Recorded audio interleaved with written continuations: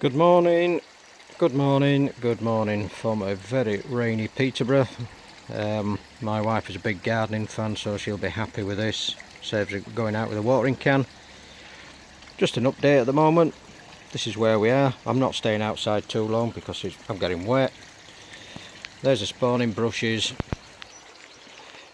And let's go somewhere warmer. So, topic of conversation today, as I keep telling you in a lot of videos, I'm just simply not an expert, and I always rely on people who've done this koi keeping, pond keeping like for some time. I rely on their input. So what we have at the moment is I've got a few koi that are flicking and flashing, and I always learn from the early days: water, water, water. Check your water. So we checked the water and the koi continued to flick and flash. Not all the koi, just a select 2 or 3. And we decided to do a little bit of reading, a little bit of homework. Let's see if we can get to the bottom of what's going on before we start throwing chemicals at it, microscopes and all this business that might not be available to everybody due to cost constraints, or maybe people just aren't interested. They just wanted a pond and throw some fish in and they're happy with that.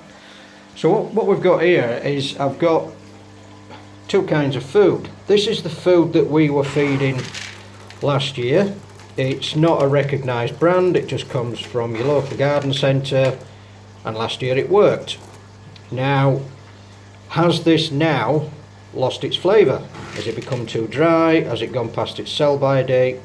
I don't know, but last year the koi were feeding with this quite merrily.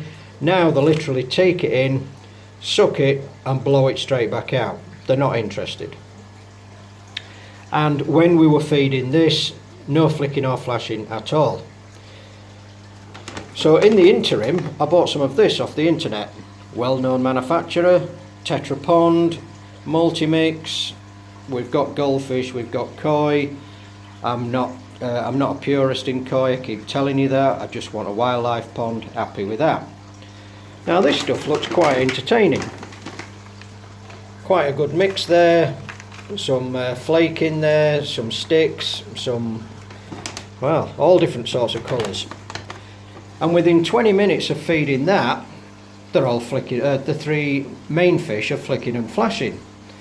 So after a bit of investigation, we found out that some food can actually cause irritation in the gill rakers. So we put it down to that. Went back, checked the water parameters again, absolutely fine, no problem at all. I haven't fed them this morning. I've been sat with them for at least half an hour in the pouring rain and not one flick, not one flash. So I'm going to throw some food in and see if that changes. In the meantime, I've ordered some Evolution aqua food, and hopefully that's going to get posted to me this week. So, other things on the agenda, if I can just get rid of this food, put it somewhere out of sight,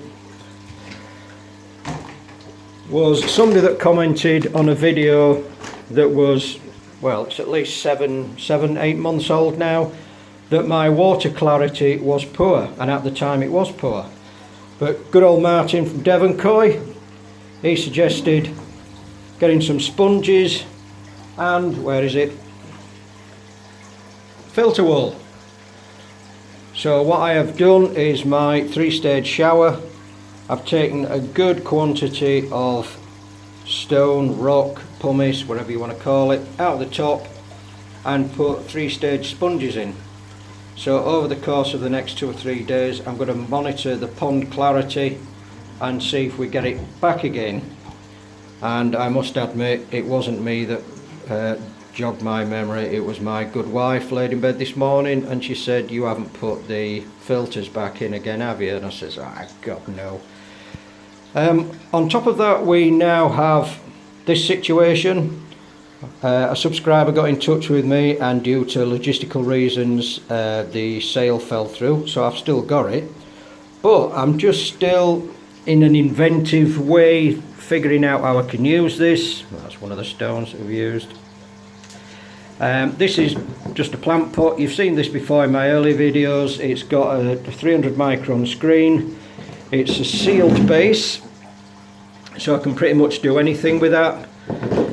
I have a fourth tier that I don't really want to use because it will go above the height of the windowsill and can be seen from the garden, and it just looks a bit unsightly, and that's what I'm trying to avoid in every stage of this pond game, if I can.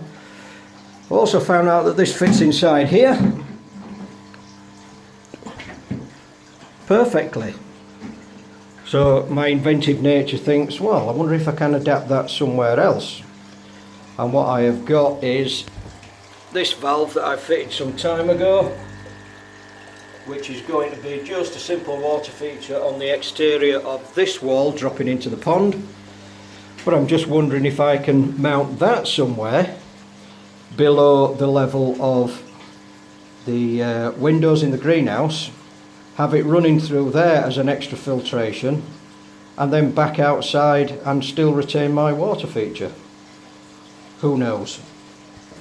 Certainly not me. So there you go, just a little bit of an update. Oh, before I forget, you might just be able to see through this window the spawning brushes out there.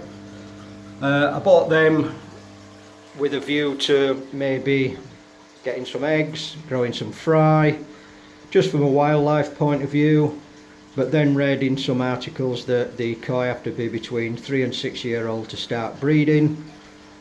I don't know for certain. I honestly don't know if that's how it is, but because our koi are coming up to 3 year old, it's a case of, well, give them a chance. There's a lot of chasing going on around at the moment, so maybe they're just in the mood.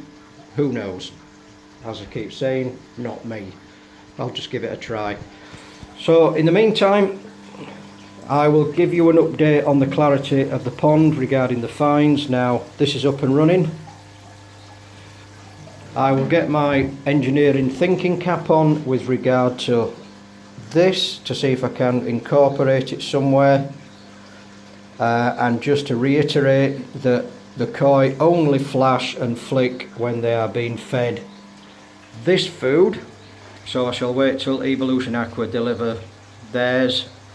For those people that basically jump into chemicals and throw chemicals in, totally appreciate where you're coming from. You're trying to protect your koi, and that's fine. Microscopes start at 200 quid, and for a lot of people that's just not cost effective. They cannot afford to buy that to scrape a koi and then deal with a koi. I know there's a lot of people out there that will criticise what I'm saying, but these keyboard warriors are what they are. But those people that do follow me and understand where I'm coming from, if you've got anything decent to say, please leave a comment. In the meantime, stay inside, stay COVID free, protect your family, don't go out. Have a nice day.